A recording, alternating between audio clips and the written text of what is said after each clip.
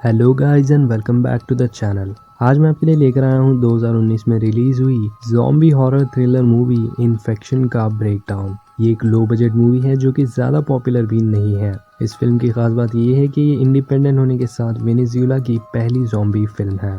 काफ़ी लोग डिमांड कर रहे थे ज़ॉम्बी मूवीज़ की, इसीलिए मैं आज फाइनली एक ज़ॉम्बी मूवी लेकर आ चुका हूँ। सो गाइस, अब बिना ज़्यादा देरी किए मूवी की स्टोरी को स्टार्ट करते हैं।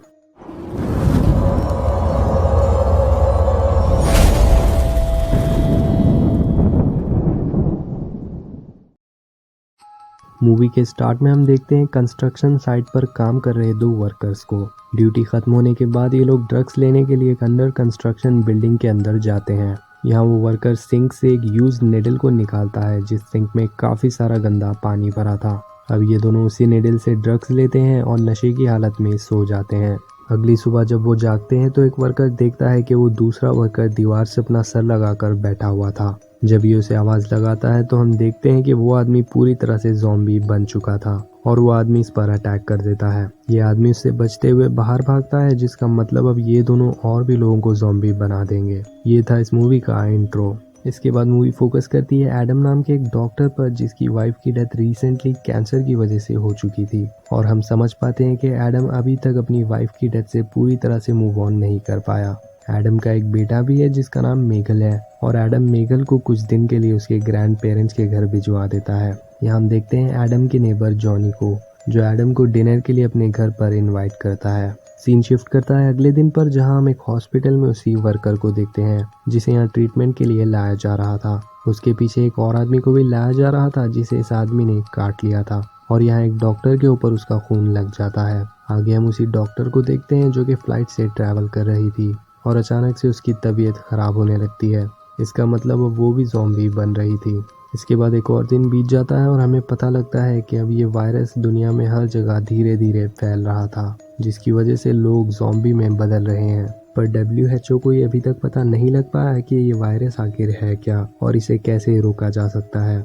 इधर हम देखते हैं कि एडम सामान लेने के लिए सुपरमार्केट आया हुआ था। यहाँ कुछ ज़ॉम्बीज़ लोगों पर अटैक कर देते हैं, जिसकी वजह से सभी लोग पैनिक करने लगते हैं और एडम को भी कुछ समझ नहीं आ रहा था, इसीलिए वो यहाँ से अपने घर की ओर निकल जाता है। कार में रेडियो की मदद से पता लगता है कि इस वायरस के बारे में अभी तक किसी को भी कोई जानकारी नहीं है।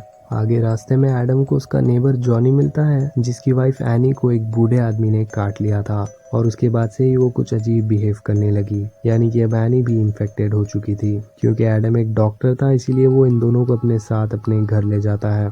एडम एनी को इंजेक्शन लगाकर बेहोश कर देता है और इसके बाद पहले तो वो अपने बेटे मेगल को कॉल कर रहा था, लेकिन वो आंसर नहीं करता। एडम इस सब के बारे में लैपटॉप पर चेक करता है तो उसे पता लगता है कि पूरी दुनिया में एक वायरस फैल रहा था, जिससे इन्फेक्ट होने के बाद लोग ज़ॉम्बी में बदल रहे हैं। इसी बीच दो और नेबर्स एनी का हाल पता करने के लिए एडम के घर आ जाते हैं और तब तक एनी भी होश में आ चुकी थी। एनी एक आदमी के हाथ पर काट लेती है और ये सब कुछ देखकर एडम और जॉनी वापस से एनी को बेहोश कर देते हैं। एडम को डॉक्टर कार्लोस की कॉल आती है, जो कि शहर से बाहर एक कैंप में इस वायरस पर रिसर्च कर रहे थे। वो एडम को बताता है कि इस वायरस को काबू कैसे करना है ये अभी तक पता नहीं लग पाया, इसीलिए आर्मी को ये ऑर्डर्स मिले हैं कि जो भी लोग इन्फेक्टेड हैं उन्हें देखते ही शूट कर दें। साथ ही साथ वो एडम से कहता है कि वो यहाँ आकर उसकी मदद करें, लेकिन एडम को पहले उसके बेटे मेगल के पास जाना था। यहाँ कॉल कट जाती है और ये लोग डिसाइड करते हैं कि ये एनी को हॉस्पिटल ले जाएंगे। ये सभी कार में बैठकर यहाँ से निकल जाते हैं। इसी बीच हम देखते हैं मेगल के ग्रैंडफादर को, जो कि अपने नेबर्स के घर उन्हें चेक करने के लिए जाते हैं। वहाँ जाने के बाद वो देखते हैं कि सारे घर में अंधेरा था और उनका नेबर भी मर चुका था। ये देखकर वो वापस अपने घर आते हैं और अपनी वाइफ को सब कुछ बताने के बाद वो यहाँ से बाहर जाते हैं। क्योंकि ये एक छोटा सा टाउन था, इसीलिए वो मदद लेने के लिए बाहर गए थे। और यहाँ रास्ते में एडम को आर्मी वाले रोक लेते हैं और उनसे पूछताछ करने लगते हैं। अगर इन्हें किसी पर भी शक हुआ तो ये इन सभी को शूट कर देंगे। जब तक ये लोग कुछ समझा पाते हैं, एना कार से बाहर आ जाती है। ये देखकर आर्मी वाले इन पर शूट करने लगते हैं। गन की आवाज़ सुनकर वहाँ पर और भी ज़ॉम्बीज़ आ जाते हैं। एडम और जॉनी किसी तरह कार में बैठकर वहाँ से बच के निकल जाते हैं, लेकिन कुछ दूर जाने के बाद जॉनी एडम से कार वापस लेने के लिए कह रहा था, क्योंकि वो अपनी वाइफ को ऐसे नहीं छोड़ सकता। एडम के काफ़ी समझाने के बाद भी जॉनी वहाँ जाने की जिद कर रहा था। एडम उसे वैसे ही छोड़कर कार में जाकर बैठ जाता है और यहाँ जॉनी को भी ये एहसास होता है कि वापस जाकर कोई भी फ़ायदा नहीं है। अब जॉनी भी कार में बैठ जाता है और ये दोनों एडम के बेटे मेगल को लेने के लिए जा रहे थे। यहाँ हम देखते हैं लूसी को, जो कि इस वायरस पर रिसर्च करने के लिए आई थी। डॉक्टर कार्लोस उसे बताते हैं कि इस वायरस को क्रोकोडाइल नाम दिया गया है और अभी तक इसका कोई भी एंटीडोट पता नहीं लगा है। यहाँ हम देखते हैं कि पूरा शहर बर्बाद हो चुका था और आगे रास्ते में ये लोग एक लड़के को ज़ॉम्बी से बचाते हैं और उसे अपने साथ ले जाते हैं। इस लड़के का नाम था लुइस। इन्हें चलते हुए रात हो जाती है और इनकी कार में पेट्रोल भी खत्म हो चुका था। अब ये तीनों पैदल ही आगे बढ़ने लगते हैं। चलते हुए इन्हें काफ़ी वक्त बीत जाता है और अब ये लोग एक गैस स्टेशन के पास पहुंचते हैं। यहाँ उनका सामना कुछ ज़ॉम्बी से होता है और लुइस वहाँ पर एक गन से एक ज़ॉम्बी को शूट कर देता है, जिसकी आवाज़ सुनकर वहाँ बहुत सारे ज़ॉम्बीस इनके पीछे पड़ जाते हैं। यहाँ उन्हें एक आदमी बचा लेता है, जो कि वहीं पर एक होटल में अपनी फैमिली के साथ छुप कर रह रहा था। रात को ये लोग इसी जगह पर रुक जाते हैं। अगले दिन पेट्रोल लेकर ये लोग यहाँ से निकल जाएंगे। जब अगले दिन एडम जागता है तो सभी लोग यहाँ से गायब थे। वो रूम से बाहर निकलता है तो देखता है कि ज़ॉम्बीज भी होटल के अंदर आ चुके थे। कुछ ज़ॉम्बीज एडम को देख लेते हैं और उनसे बचते हुए किसी तरह एडम होटल की छत पर पहुंचता है। यहाँ वो एक ज़ॉम्बी को ठिकाने लगा देता है और दूसरे ज़ॉम्बी को उस फैमिली की एक लड़की शूट कर देती है, जो कि वहाँ पहले से ही छुपी हुई थी। एडम उससे पूछता है कि बाकी सब कहाँ हैं, तो उसे भी कुछ भी पता नहीं था। अब ये दोनों ज़ॉम्बी से बचते हुए किसी तरह होटल के नीचे पहुँचते हैं, जहाँ उन्हें उस फैमिली के और लोग भी मिलते हैं। एडम जॉनी और लुइस के बारे में पूछता है तो वो आदमी उसे बताता है कि उन लोगों ने सुबह एक औरत को देखा था, जिसे बचाने के लिए वो नीचे आ गए। उस औरत को तो वो नहीं बचा पाए, पर अब उस औरत का बच्चा एक रूम में बंद है और दूसरे रूम में बंद थे लुइस और जॉनी। एडम तो किसी तरह जॉनी और लुइस तक पहुंच जाता है, लेकिन वो आदमी और उसकी पूरी फैमिली यहाँ मारी जाती है। लुइस के पैर में चोट लगी थी, इसीलिए ये लोग एक और रात यहीं बिता देते हैं। अगले दिन ये तीनों गैस स्टेशन के पास खड़ी एक कार से पेट्रोल निकाल रहे थे, तभी वहाँ कुछ लोग आ जाते हैं, जो कि पूरे शहर में लूटपाट मचा रहे थे। ये तीनों लोगों को देखकर इसी कार के पीछे छुप जाते हैं, क्योंकि ऐसे हालात में ज़ॉम्बी से ज़्यादा खतरा ऐसे इंसानों से है। उन लोगों के जाने के बाद ये लोग पेट्रोल निकालकर किसी तरह अपनी कार तक पहुँच जाते हैं। लुइस काफ़ी ज़्यादा इंजर्ड था, इसीलिए एडम डिसाइड करता है कि ये पहले उस रिसर्च कैंप तक जाएंगे। और यहाँ हम देखते हैं कि मेगल के ग्रैंडफादर भी वापस आ चुके थे, लेकिन वो अपनी वाइफ से दरवाज़ा ना खोलने के लिए कहते हैं, क्योंकि अब वो भी इन्फेक्टेड हो चुके थे। इसके बाद वो बेहोश होकर ज़मीन पर गिर जाते हैं और ये देखकर मना करने के बाद भी उनकी वाइफ दरवाज़ा खोल देती है। और अब क्या होगा ये हम सभी को अच्छे से पता है। इधर इन तीनों को भी चलते हुए फिर से रात हो जाती है और इन्हें रास्ता भी नहीं मिल रहा था। एडम कार से बाहर निकलता है और आसपास देखकर वो यहाँ की लोकेशन पता करने की कोशिश कर रहा था।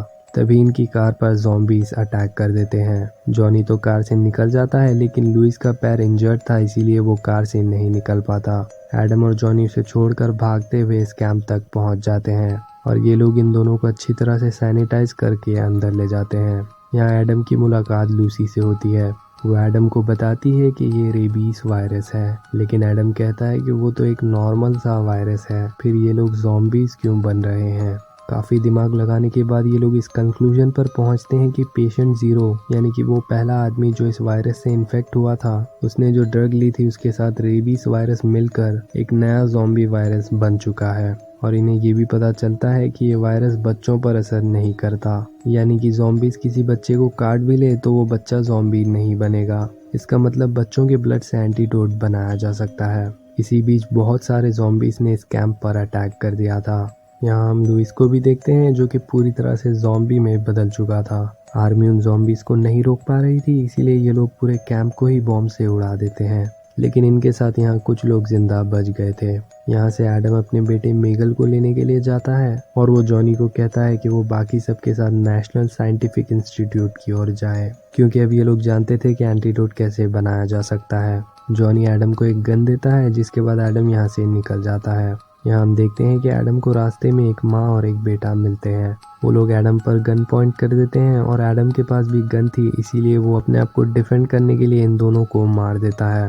उनकी ट्रक लेकर वो यहाँ से निकल रहा था, पर तभी उसे ट्रक के पीछे से कुछ आवाज़ आने लगती है। जब वो जाकर चेक करता है तो पीछे एक कपल को इन दोनों माँ बेटे ने कैद करके रखा था। एडम उन्हें भी अपने साथ ले जाता है, लेकिन रास्ते में उस औरत की तबीयत खराब होने लगती है। एडम ट्रक को रोकता है और तभी इन पर काफ़ी सारे ज़ॉम्बीज़ अटैक कर देते हैं। एडम उन ज़ॉम्बीज़ को तो शूट कर देता है, लेकिन उस कपल को भी उसे मारना पड़ता है क्योंकि अब वो भी ज़ॉम्बीज़ बनने लगे थे। ट्रक स्टार्ट नहीं हो रहा था, इसीलिए एडम पैदल ही आगे बढ़ने लगता है और इधर इन लोगों का ट्रक भी बंद पड़ जाता है। ये लोग भी पैदल आगे जा रहे थे, पर तभी इनके पीछे भी ज़ॉम्बीज़ लग जाते हैं। अब बाकी सब भी मारे जाते हैं, पर जॉनी और लूसी किसी तरह इंस्टीट्यूट के अंदर पहुंच जाते हैं। एडम भी चलते हुए अपने पेरेंट्स के घर पहुंच जाता है, लेकिन यहाँ उसके ज़ॉम्बी फादर ने अपनी वाइफ को मार दिया था। एडम किसी तरह उन्हें शूट करके मार देता है और उसके बाद वो अंदर जाता है, जहाँ उसे फाइनली मेगल मिल जाता है, लेकिन मेगल को भी ज़ॉम्बी ने काट लिया था। मेगल बताता है कि उसे काटे हुए 1 दिन बीत चुका है। इसका मतलब एडम की थ्योरी सही थी। उस वायरस का एंटीटोड बच्चों के ब्लड से बनाया जा सकता है। एडम मेगल को लेकर यहाँ से उस इंस्टीट्यूट की ओर निकलता है, पर रास्ते में उससे कुछ लोग मदद मांगते हैं। एडम कार रोकता है, जो कि उसे नहीं करना चाहिए था, क्योंकि अब तक आप समझ चुके होंगे कि ऐसे हालात में इंसान ही इंसान के लिए सबसे बड़ा खतरा बन जाते हैं।